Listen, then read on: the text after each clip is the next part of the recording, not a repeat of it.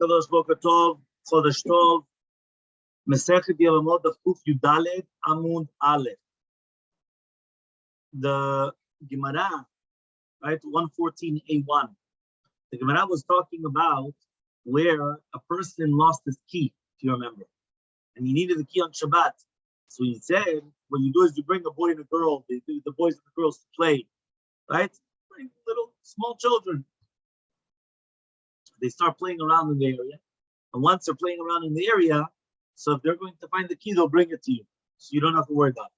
So says the Gemara, Alma kasavar katanu chel nevelot, en bedim mitzuvin lafnisho.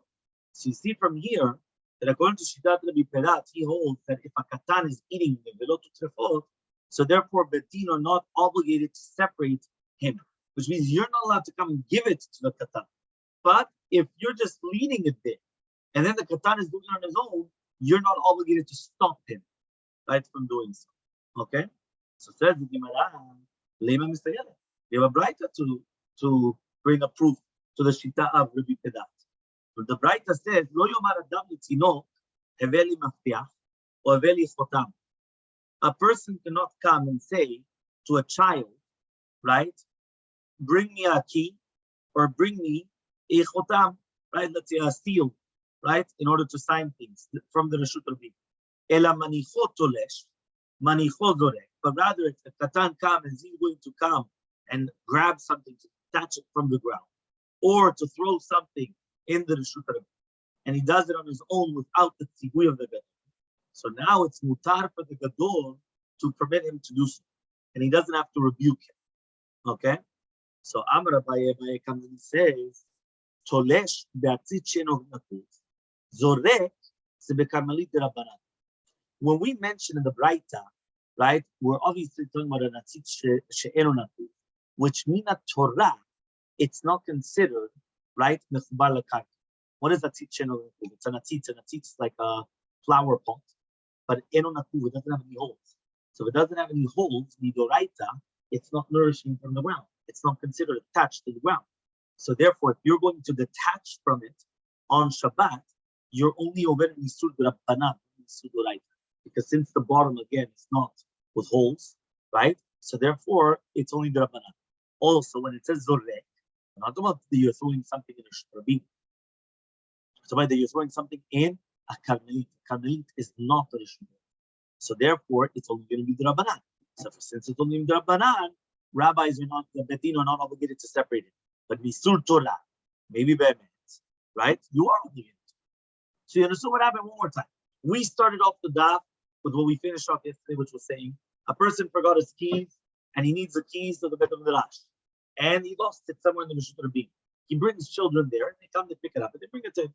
So says the Gemara, this is the proof that if a katan is eating nevelot, there's no problem.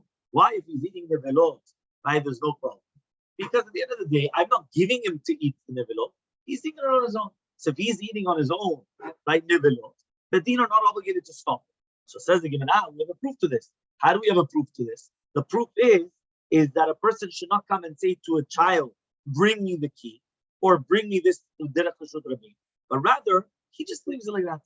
He leaves it attached, or he leaves it that it's going to be in such a fashion that what? That he could throw it. So therefore, you see from here, but he's still allowed to do this sudoraita, and bedin are not obligated to stop it. So says Rabbi, no, only the Rabbanan. Meaning, if it's a din Rabbanan, so then the rabbis are not obligated to separate this child by from doing the Isur Rabbanan.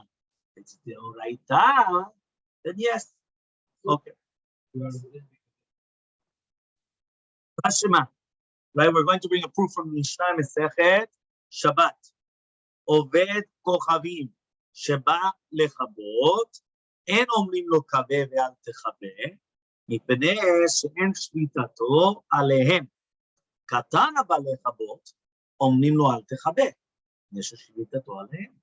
So 1 second, the Gemara is asking, what are you talking about now? That you want to bring a proof that the deen are not obligated to stop a katan from doing an avirah? He says, what are you talking about? Why? Right? He comes and he says, Oved Kochavim comes and he wants to turn off the fire. So the Lekan Shabbat. So the guy wants to come and he wants to turn off the fire. We don't tell him not to turn it off. Turn it off. We don't tell him anything. Why? Amira is a Isur de Rabbanan. And we're not obligated to tell Moses to refrain from a melacha. So therefore, because his shvita is not on us, so the opposite. Then do whatever he wants. There's no problem. However, though, a katan comes to turn off the fire, we tell him, don't turn off the fire. Why? So you see from here that if the katan comes and he wants to be mechalel Shabbat, you have to stop him. So what are you telling me now that kilu a katan can do whatever he wants and that's it? It's not true. So Amar Rabbi Yochanan says Rabbi Yochanan, kibu is the Rabbanan. Right? Amar Rabbi Yochanan says Rabbi Yochanan, ve'oseh al data bi. Yeah, he says he's doing it for the father, which means if the katan is seeing that the father wants him to be mechaber, the deleka. So therefore it's ke'ilu that the father is telling him, right, to do this. So therefore, when is it that the katan is ochel nevelot, we're not obligated to? If it's nothing that we did, the father's not there, the father's not showing anything, right? But here, it's ke'ilu, the father's ke'ilu cheering him on. He's not saying anything. But he's there, he's like, get that. No, that you can't. So says the Gemara, 1 second. What about the Kavateh? So Oziel dat Israel Nishari. Says 1 second. We brought down the same Braita, the Goy turning off the fire and the Katan turning off the fire. So we want to put them both together. So are we not talking about, so if you're telling me already that the Israel is there, and therefore the katan is doing it for the Israel's father, and therefore it's going to be a sur. So that means also the first case was there. You are a goy doing it al dat Israel, and is that mutar? Why would that be mutar? Answers the Gemara, yes, it's going to be mutar. Why? Oved kochavim adata denafshei avi. Even without the yediat Israel, he would do it, right? Why? He's doing it for himself. Because afterwards he's going to come and he wants to collect. Meaning the boy comes to you and he says to you, by the way, I turned off the fire for you. Right? I just took out the entire fire. Right? And he could have burnt down the entire thing. And now he has to give him a present. He has to give him something. You can't just leave him empty-handed like that. But he just saved all his property. He's not going to give him something. So because of that, he's doing it at Daita Dinashe. He's doing it on his own accord. He's not doing it for the Jew, even though the Jew's there. So, right? So now says the Gemara. Tashema. We're going to try to bring another. Ben Chaver. We're talking about a child of a Chaver. Remember, a Chaver, usually Chaverim are Tamechim. Here they are very makpidim on Frashet Tumot Masrot. Shiragil Elechet Tzlavimo. That he always goes. So this is the son that he's always going to the grandfather.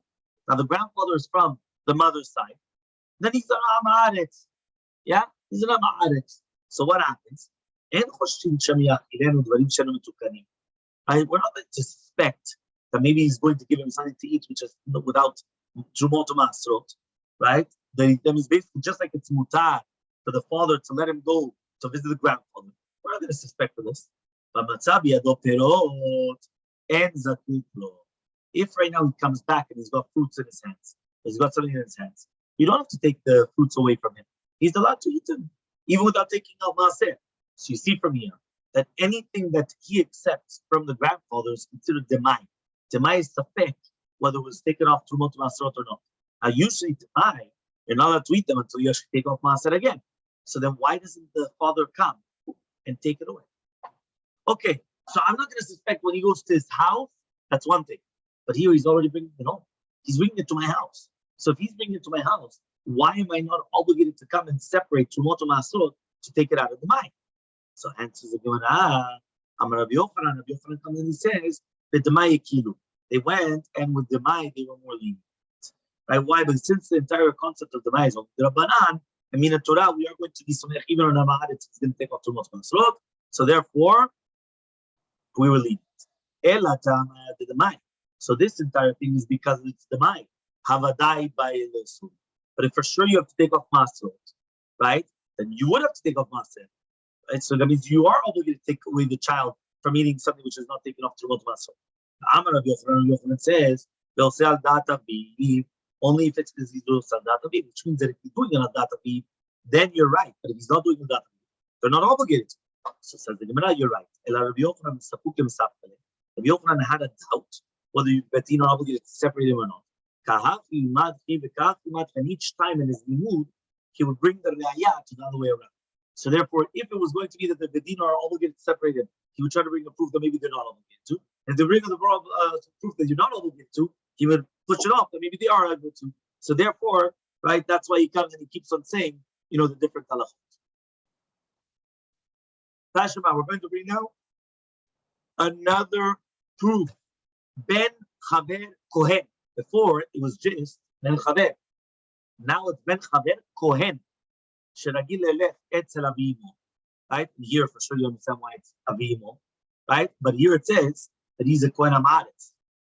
So therefore, it was actually a Kohen getting married to a Kohen. Okay? Kohen to Kohen. Now what happens? He was going to the grandfather, which is an Amaretz. We're not going to expect he's going to give him Trumat Me'at. And also, we find in his hands perot. We're not going to prohibit it. Right? Now, one second. This Isur is Isur Doraita. Truma is Doraita. So how could it be that we're not going to stop it? Right? We're what? No, it's a Katan. Yeah? It's a Katan. The Katan is coming from the Amaretz. Right? Now, the Amaretz doesn't know anything that's going on. He's clueless. Yeah? So if he's clueless, if he's giving him Truma Doraita. So answer is no, Truma Doraita. If it's Doraita, we can be lenient. So Tashema, we're going to bring another one. Yonek Tinok. והולך מעובד את כוכבים במאה טמאה, ואין חושבים יונק שקץ. What does that mean? Right?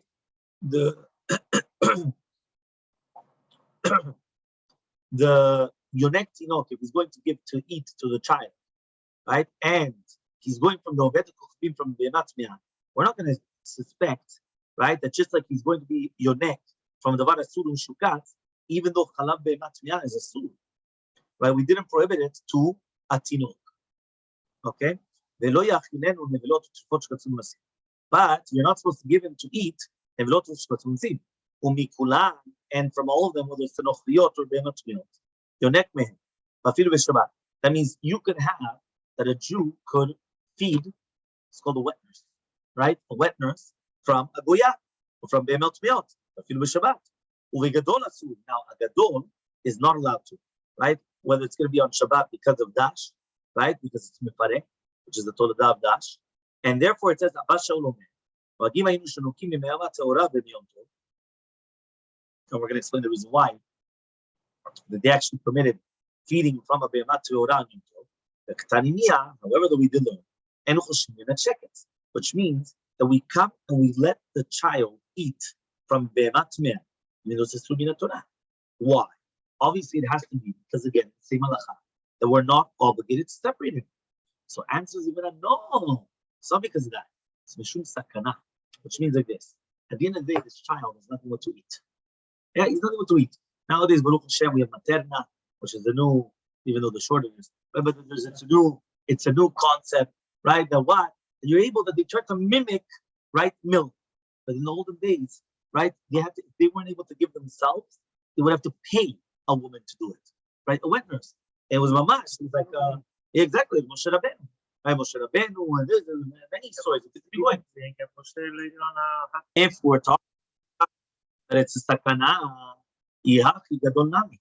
So then 1 second. So even by a gadol it should be permitted, right? So he comes and he answers gadol by him. No, by a gadol you have to evaluate whether be'emet he's a sakana or not.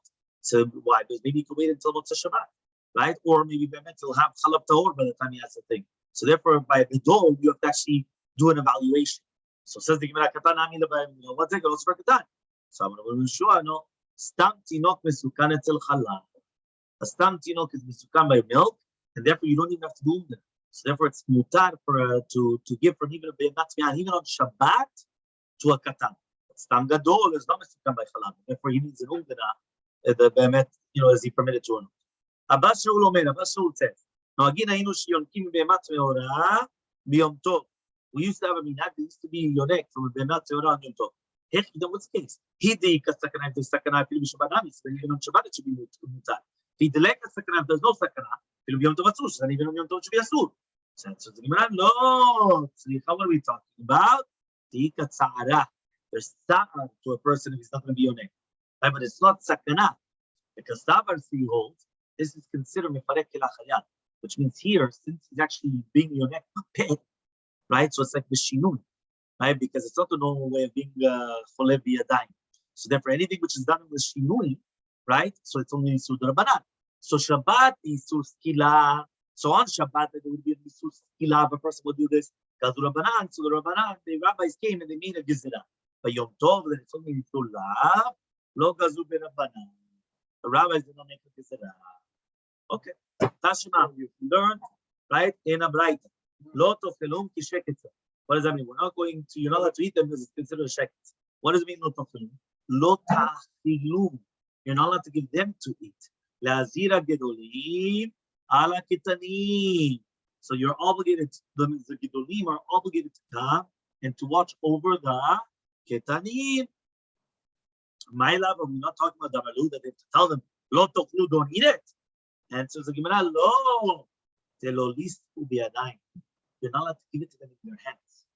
Meaning, according to this, even if it's going to be that you're not obligated to stop them, but you're not allowed to give it to them in their hands, right? So he says, Tashema, we're going to bring another proof.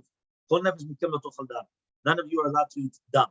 We're talking about also, you have to warn the gedolim, they have to warn the children. I'm not talking about dam, same answer. A third proof, Tashema, this is a double language written in Parashat Emor. Which means there by the Kohanim which are Gedolim, not Kohen Gadol. Kohen, which is an Agadol, not the Kohen Gadol. So Kohanim Gedolim are supposed to warn the Kohanim Tanim about Tumah V'Tara. So we're not talking about also don't become Tameh. It says, don't make them Tameh with your own hands. You need all three cases. Why do you need all three cases of La'azir Gedolim Tanim? If it was only going to be brought down to the Shkatzim, if you dollar 114, B. Remember, shekets is a soul with any size. That's called mashal, any type of a size. Aval dam, you need a revit. So Yevamos, I would say no. They're really bad. They weren't mahmid, right? The yeshmin a dam. It was only going to be written dam because there's karet for even dam. But shkatzim, there's no karet. There's only an isur lav, a negative commandment. That's why each one has a plus and minus. The sheket has the pros, right? Or I'm going to don't call it plus and minus. The stringency, the leniency. The sheket is the leniency, right? That what? That there's no karet. It's only a lot. It has a stringency. That what? That it's there's no minimum in the size, right? Which means that it's always going to be a. So he comes and he says, but the dam has a stringency that it's karet, but it has a leniency that there is a minimum. You have to drink revit, which is 86 cc, in order to be obed. Yes, you taught me these two, which is about dam and about the shkatzim. What about tumah? It's shavet to everybody, men, women, children, to everybody. Right? You kohanim levim salim about tumah that it's only by kohanim. Elmaleh, I would say that they're not obligated to. Yes, and tumah, if it was only going to be obligated eventually by tumah. They have extra mitzvot, but everybody else to do with the shkatzim and the dam. Elmaleh, I would say they're not going to be obligated. So tzikha, that's why I need the three different pesukim. Okay. Now we're going to go. Well, one second, right? We're going to go to the next part just to finish the perek, and we have also again another long mishnah. A short mishnah, and we have long mishnah. So it says the two dots. Comes and it says now. The two dots were in the middle of the Gemara, where the Gemara says to do with the two brothers. We're going back to the Ikar of the Siya, where a Katan is going to be Ochel Nevelot, so our Betin obligated to separate them or not. Tashema, Shnei Achim, two brothers. One of them is B'kiach, one of them is Cheresh. They're married to two sisters, right? So two brothers, two sisters. The two sisters are normal, right? But to do the two brothers, only one was normal, one was a Cheresh. Met Cheresh B'Pikachat, if the Cheresh, right, the husband of Pikachat dies. So I don't know why it says it's Met Cheresh, right? Because they're both Pikot. So I don't know why it says Bala Pikachat. They're both Pikot. So Met Cheresh, Maya said Pikach Bala Pikachat. What is the Pikach Bala Pikachat going to do? So Tetzeh Mishum Achot Isha, he should divorce her because of Achot Isha, right? Why? One more time. If the husband of the Cheresh, right, died, so now the Pikach Bala Pikachat, right, his Nisuin are 100% good. So therefore, it comes out a chotisha, just like all the other arayot, which she's tura from ibum chalitza. Okay, fine. Met pikach bal pikach. What about the other way? If the pikach bal pikach dies, so maya secheresh bal pikach. Motzi et isho beget. He has to get rid of his wife with a get. Yeah, ve'esh tachiv asula leolam. And the brother's wife is prohibited forever. Right? 1 second. So the question is, why does he have to, right, take out his wife with a get? Tetuv gabe. Let her stay there. Why? He's a katan, which is ochel nevelot. Why? Acheresh is eno ben dat, and therefore he's patur min mitzvot. So if so, right, why are we mechayvim oto lotzit ishto beget? He's like a katan. Says the Gemara, Mishum Isura Dida. It's not because of him, it's because of her. What does that mean? It's her Isur, which means it's prohibited for the husband because of Ishto Mishum Achot Zekukato. So to the woman is prohibited to her husband, which means it's not because of him, it's because of the wife.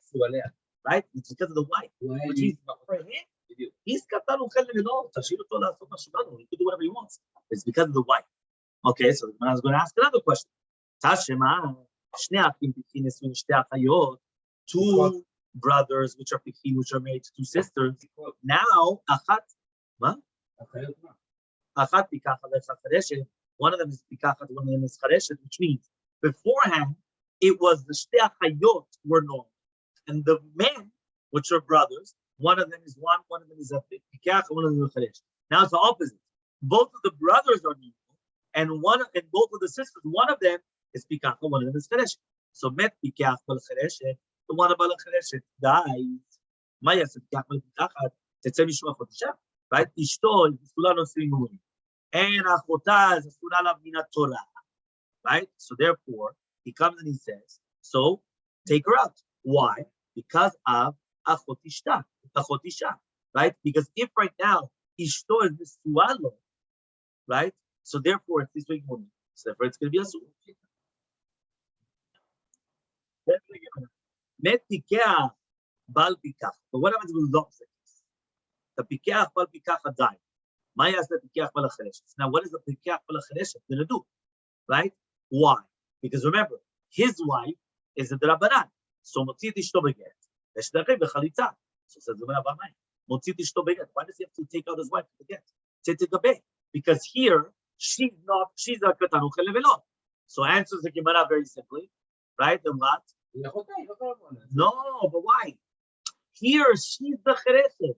So since she's the chereshet, she's katan uchel levelot. Leave her by him. So what's the Gemara gonna answer? The what? The what?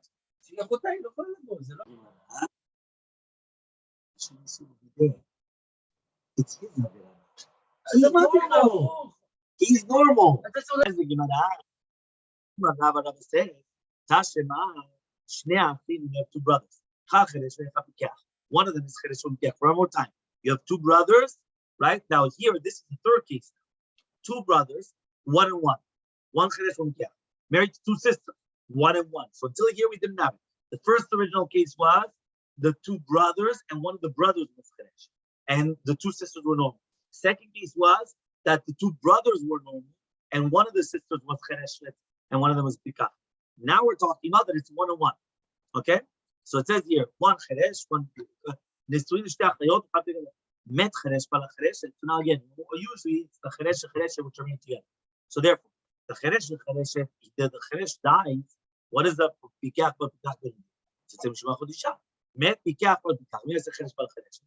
It's to be given. Shtafim dola, sulola. Aha. Here, there's no isur, not on him and not on her. He's a cheresh, and she's a cheresh. Why does he have to get rid of his wife? He's katan uchel levelot, and she's a katan uchel levelot. So what's the isur? Why is it that he has to get divorced from his wife and then get married to the brother's wife? He can't get married to the because it's also not true. So he loses out in both cases. Why? He's a katan uchel levelot, she's a katan uchel levelot, and there's no problem, right? He comes and he says, "Utani motzi et ishto beget." Answers the Gemara. Amar Rav Shemaya says Rav Shemaya. Yeah? He says, no. He says, if you're not going to come and you are not going to divorce her, people would think that she's permitted to. So because of that, they're going to come and they're going to think that there's no problem with Chokisha, which is one second, yeah? Which is going to be so because of that, right? That's why we said that we had to prohibit her. New Perek. 15th Perek. Perek 15, the 15th chapter. האישה שלחה היא ובעלה למדינת הים. Yeah, Shalom beno levena. So imagine, right, the husband and the wife, they both go to Medinat Hayam, and there's Shalom al Israel. Right, there's no war between them. Shalom ba'olam, and there's also no war in the world. Uba ve'amna, and she comes back and she says, Met bali, husband died. Yeah, remember, we could suspect that, okay, but no, she comes back, the husband died. Yeah, so what happens? Tina said, yeah, she's allowed to get married, right? Met bali. She said, Met bali. She could also do yibum, the same thing. Obviously, the first case was that she had children. Second case, there's no children. Met bali. Shalom beno levena milchama ba'olam. However, though, what happens if there's peace between them, but there's milchama ba'olam? Or the opposite. Tata beno levena, there's fighting between them, there's shalom ba'olam. And then she comes and she says, Met bali, and then she's not believed. Right? Because here we're going to already start, suspecting that there's something here. Now there's a little bit of a smoke coming from here. So the Yehuda Omer Yehuda says, the Olam she's never going to be believed. Unless she comes crying and her clothing are torn. Amrulo, they told them, doesn't matter whether she has simanei avelot or not, Tina said she can get married. Yeah? Because I guess the Chachamim are coming and saying at the end of the day, she doesn't have to put on a whole show. Even without the show, she could still do it. So says the Gemara, Tana, we learned in the Mishnah at the beginning, Shalom beno levena, mishum devkavai lemitre, ktata beno levena. Why do we have to learn Shalom beno levena? Because of the ktata. Yeah, because the fighting between. Tana Shalom ba'olam. Mishum devkavai lemitre, milchama ba'olam. We also learn Shalom ba'olam because of the milchama ba'olam. Right? So now the Gemara is going to say, okay, fine. Very good. So that's why we needed Be'emet, right? Both different cases. But now says the Gemara, Amar Rava says, what's the reasoning why we're not going to be Mekabel the Edut, right, on the husband if it's time of Milchama? So Mishum de Amra, because she could say, Mepali, Bedadame, because she could think like that, which means that even though she didn't actually see that he died, the husband went missing, automatically he's dead. One's like, did you see? It could be that some she's coming. There's things. There's war in the world, so that's it. So Saka Daita would have thought to say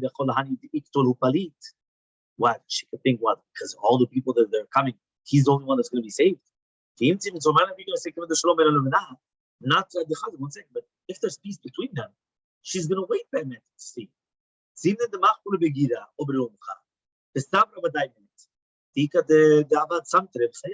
Sometimes a person could be stabbed, right, or hit with an arrow, or with a spear, and she thought that he's dead, right? And then at the end, right, what's going to happen is that all of a sudden, right, there's going to be, they put type of the tachboshet of a type of a healing, like plaster or whatever, all these things, and a person could live.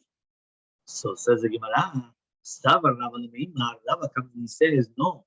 Ravon eno milchama, right? Which means Rava came and says, so basically this one more time. That's first of all, that's why the reason why we thought so why we're saying that a woman's not bleeding during the time of war. Because it could be that she thought that he's dead, and really be'emet, right? He's not dead. Okay, so that's why a woman is not believed during the time of milchama, even if there's going to be shalom beno levena. So Sava Rava thought to say, right? Ravon is not like milchama, which means if it's a time of famine, right, it's not time of milchama. So she said, Met bali barav, right? We're not going to suspect, right, that it's dame. We're going to say that he actually did die, right? Because not, you have to actually see that the person died. So Hadam Rava, but then Rava retracted and said, Ravon oreo milchama. It's like milchama. Te'ata lekamed Rava. A woman came for Rava. And she said, Bali mebera. Amar la, when he told her, Shapi Rava teshazaf nafsheh, says, oh wow.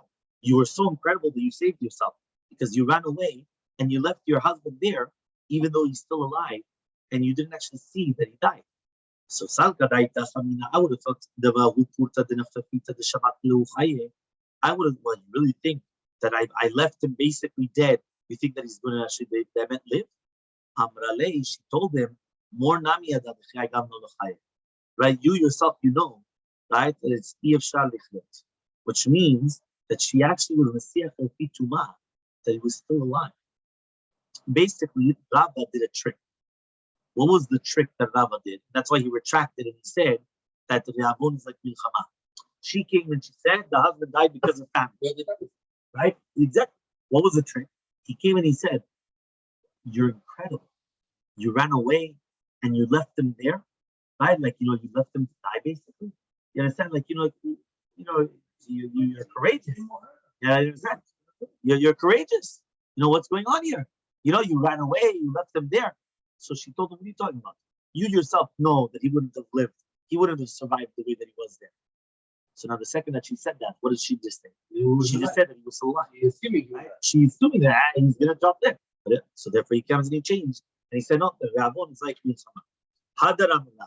But then Rabbi came and said, Re'avon is even Griyam, it's even worse than Milchama. Why? By Milchama, when she says that the husband died in war, he's not going to be believed. But if he died, right, which means just time he died of sickness or whatever it was, right? She's going to be believed. But by Re'avon, it's not enough even just he died. He died and I buried him. Meaning it has to be that the guy died and she buried him in order for it to be believed that he actually died. What about Mapolet? Right? These are incredible things. Remember, like one by one. Mapolet is like Milchama. What is Mapolet? Right? Champlain. It's called Mapolet. Yeah? It comes down. So he says that's like Milchama. Right? The Amra, but the dummy. Because she's going to say that she thinks that he died. But she didn't see that he died. But she saw the building come down. Okay, so he's dead. Right? Shiluach lechashim akravim. The same halacha would apply to nechashim akravim that are in the city. Also the same thing, because she thinks, she thinks, yeah, he already died. Why? Because she thought he got bit or this, that. For sure he died. No. David, some people say, some people say that to do with the plague. Yeah, the COVID. It's like milchama. And some people say it's not like milchama. The ones that say milchama, the amri b'dam is the same thing. It's probably died. There's so many what people say that